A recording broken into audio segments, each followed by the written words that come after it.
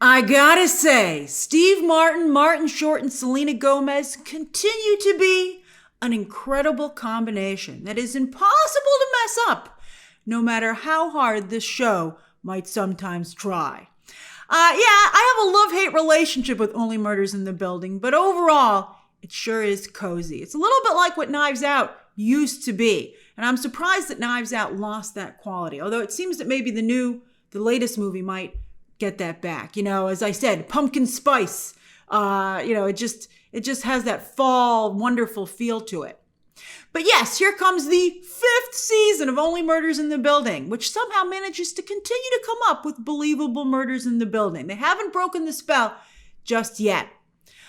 But I guess there are some cracks in it, because while I ended up enjoying this season quite a bit, and I would definitely tell you to watch it, that wasn't what I was going to say when I was watching the first few episodes. I was like, oh, this is not good. I would say the first 3 episodes are actually kind of bad. And it wasn't until the end of episode 4 that I felt the season finally started to pick up and seem fresh and interesting. But I got to binge, although you'll get to kind of binge out of the gate because they are dropping those first 3 episodes on week 1.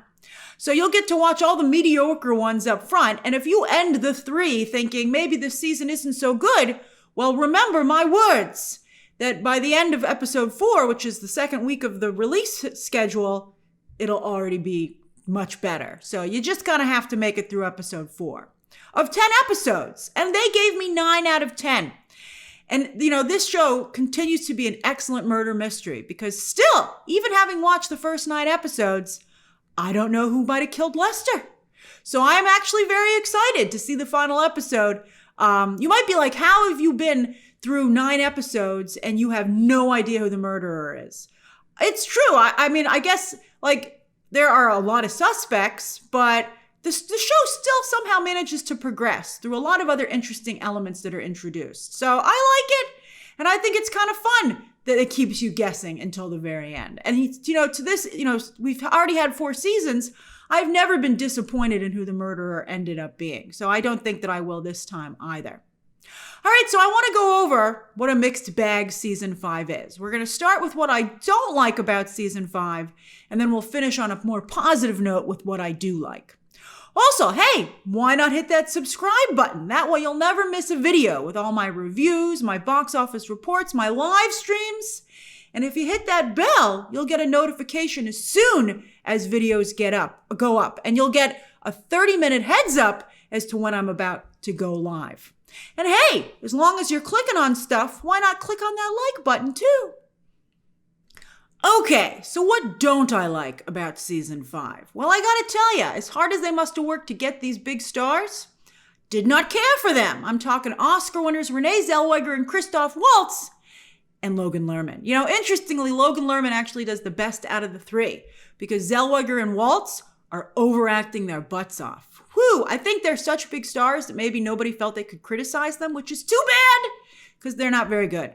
Although for Waltz, this is nothing new. He was so mesmerizing in Inglourious Bastards, but little did we know, that's all he can do. The spell has been broken because he's been doing the same thing for almost a decade now. They are playing 3 billionaires, all a loose take on real-life billionaires, some of them looser than others. And I did like the observation that billionaires are like the new mafia, using money instead of muscle to get whatever they want and to ignore the law. I thought that was interesting. I think they could have played that up even more. But because of their overacting, Zellweger and Waltz never really feel like they fit into the world of the show. To me, it felt like Eugene Levy, Eva Longoria, and Zach Galifianakis in season 4, who I think also never really fit in. But this is even more jarring because at least with those other 3 in season 4, they were supposed to be a take on the main trio of this show. So there was a connection that way. And, it was supposed to be weird. It was supposed to be the Hollywood weird version of them. This, you're just like, you guys just don't fit in. But luckily, they're used just as sparingly as the superstar trio from season 4. What did you think of the season 4 superstar trio? Did that work for you? If that worked for you, maybe this will too. But it's not working for me. All right, now let's talk Doormen. As someone born and raised in New York City, I am surprised at how much Only Murders in the Building gets wrong about doormen. I would actually say this depiction is offensive, so allow me to explain with no spoilers. This season shines a spotlight on New York City doormen. They have a little montage and everything. But of course, the main focus is not just poor Lester, R.I.P., he's, the murderer we're investigating, but his replacement, played very well by Jermaine Fowler.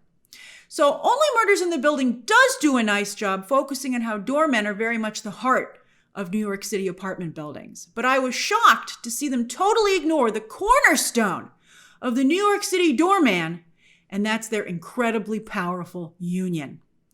Only Murders in the Building makes it look like being a doorman was a consolation prize for Lester. Yet in reality, thanks to their union, New York City doormen start at around $60,000 per year. That's the base salary as negotiated by the union. Plus, on top of that, they get thousands of dollars in tips from tenants during the holidays, especially in a building like the Arconia.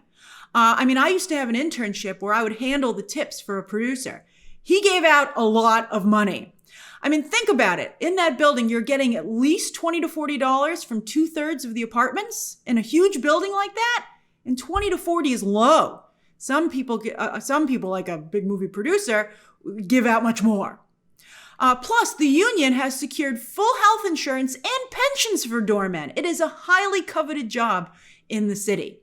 So I am not only shocked, but also disappointed to see Only Murders in the Building treat the position as more of an upstairs-downstairs servant instead of a union-protected job. I found that very frustrating. New York City doormen deserve more respect than this show gives them. I'm shocked that it was not at all included in the storyline. Now, before we get to what I like about this season, I do have one other small issue, and I'm sorry to say, it's with Selena Gomez. Mabel girl, you need to get out more. This season, they do bring in Beanie Feldstein as a friend from the outside for Mabel, who moves into the Arconia, and that's all I'll say. But Beanie Feldstein, she also kind of fits in with the Arconia. She's like a older young person. The Arconia skews older, which is often the case with very expensive apartment buildings because, people have had those apartments for a very long time. They grow old in them. But last season, they introduced the more affordable side of the Arconia, the west side, where Mabel now lives. And I think that was a missed opportunity to have more tenants like Mabel. Mabel is supposed to feel like a breath of fresh air in the Arconia, but now I think it's kind of absorbing her. So here's my explanation. I think that creates a scenario where now Mabel no longer seems that out of place hanging out with Oliver and Charles, right? They've aged her up on the show. She seems much older. I would say she seems 10 years older than she actually is a lot of times on the show. It's a bit jarring at first, and it makes the show lose its formula of this younger, hipper person solving mysteries with these older, guys who aren't as caught up with, pop culture and stuff. And so, they have that in the writing, but they lose that gimmick visually. Luckily, Selena Gomez is such an incredible talent. She's able to overcome this. And sometimes her fashion choices are still excellent. Like this sweater. Oh, I loved this sweater. I tried to find it. In fact, I did find it, but they don't sell it anymore. It's sold out. Good on her stylist for finding it for her. I wish they'd found her more pieces like this for this season. But I think it's a missed opportunity. It's a big side business. People online trying to find the clothes they see on shows. You think shows would lean into that and have some kind of partnership with a designer so that you could buy what you see on screen. I really wish I could have got this sweater. All right, so anyway, as the season continues, either, again, things get a little bit better or I just got used to it, so I didn't find it as jarring eventually. But I would hope that in season 6, if they do a season 6, that they remember, again, that Mabel's strength as a character is being a breath of fresh air in the Arconia. They shouldn't have her blend into it. I think they got to be careful about that. All right, so let's switch to what I like about season 5 of Only Murders in the Building. As I said, this show is Martin Short, Selena Gomez, and Steve Martin. I put them in the order I like them in again. I was going to do it out of respect and put Steve Martin earlier on because, he's such an iconic performer, but I want Selena Gomez to get more respect for what she contributes to this show. So I'm putting her second. All right, so it is so much fun to watch these three interact with each other. And it's still, even 5 seasons in, a treat every single time. They are all gifted comedic and dramatic actors. So that means the show can go all over the place with twists and turns and highs and lows. And all three of them can sell each and every moment. I love watching them. I'm also thrilled to see their group grow a little bit with Meryl Streep and Divine Joy Randolph, not only all returning and with significant screen time, but join the group, so to speak, in investigating the murder. Of course, Streep has worked with this trio before, none more than she has this time, though. This was great. And also, there are new layers to her scenes because of her real-life romance with Short. I mean, their scenes definitely have an extra dimension to them because of the strong off-camera relationship that they've developed. You can just see it in the way they look at each other. It's really exciting. Clearly, they're very much in love with each other, and that really translates to the screen and gives an added energy to their interactions. I was so delighted that Meryl Streep was in so many. She's like in the whole back half of the show. It's great. And, Divine Joy Randolph has in the past bumped heads with our trio, but this season, she's working with them, and she also brings a great new energy to the group. She is a great addition to this Scooby gang. You'd think I'd get tired of seeing Bobby Cannavale at this point because he just is everywhere. And in fact, when he first showed up here, I rolled my eyes. I was like, is there no other actor that can play these roles? But, I gotta respect his hustle, and he actually ended up doing a great job, and I really enjoyed his scenes. Same with Tia Leone and Diane freaking Wiest. What a great get. They really fit in with the show, but they have very small roles. And I was so disappointed as a big fan of Keegan-Michael Key that he has even less scenes. I was hoping he was going to be a tenant. He ends up just being the mayor, and you would think he'd have more scenes as the mayor. Was he the mayor or running for? I think he was the mayor or running for mayor, either one.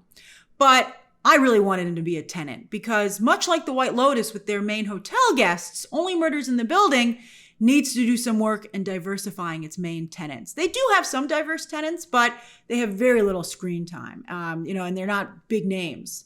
Keegan-Michael Key, I think, would have been a great addition to the building as a tenant.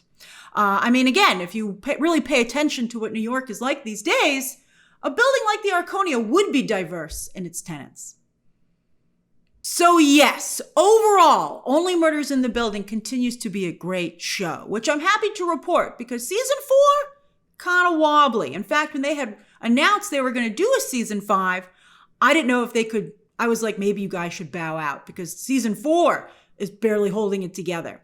So I'm so happy that season 5 is a lot stronger. And I do think that after seeing, I have to see one more episode, but I feel much better about a season 6 than I did about a season 5 while watching season 4. Get what I'm saying? I'm curious about your thoughts on this. So yes, the magic formula, again, is the main trio, the ability to keep coming up with new murders in the building, but I would also say expanding the world of the Arconia, which they're also very good at. And also, this is an interesting aspect to the show, exploring different industries through the multiple tenants at the Arconia. A lot of different people in there and the people that the tenants know. Like, for instance, one of the things I did like about season 4 was exploring stunt work. I thought that was very interesting. And this season, there's not only the commentary on billionaires, but they explore another industry or area as well. I don't want to give it away. It's pastime that has a little bit to do with the mafia. But they have a lot of really good surprises in here that really got me. I was like, oh, I didn't see that coming. So I want you to be able to have the same experience. Like what they were able to do with it. This show is very good at just like getting the most out of an idea. And then, of course, podcasting. Think about how much that has grown since this show first started. And I love that that's reflected within this show. As, they have their podcast and they have to compete in a more competitive environment now. All right, so that's my review of Only Murders in the Building Season 5, which starts tomorrow with those not-so-great 3 episodes. But at least you can binge them. It's like a little movie. And just know that it's going to get much better, much faster. And it'll switch to 1 episode per week through the end of October. And I'm excited to find out who did it. Share your thoughts down below, subscribe today. And of course, as always, you can check out some more videos right now.